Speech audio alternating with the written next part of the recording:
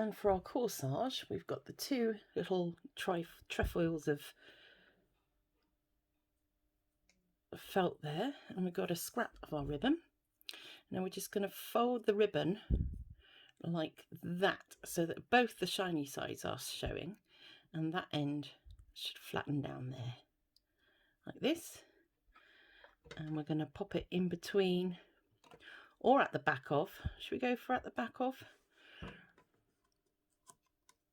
At the back of our corsage. And we're just going to put a few stitches in here. There we go. That will do.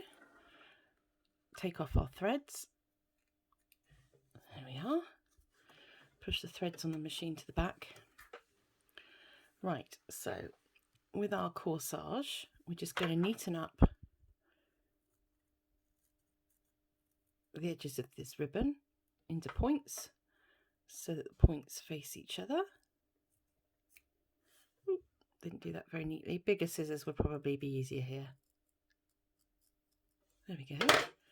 And so when we sew this onto the front of our lovely fairy bodice, we've got this beautiful ornate button to go in the middle that covers our stitches from doing the ribbon, gives a nice lot of interest around here, but also the button gives us a place to stitch through into the fairy bodice.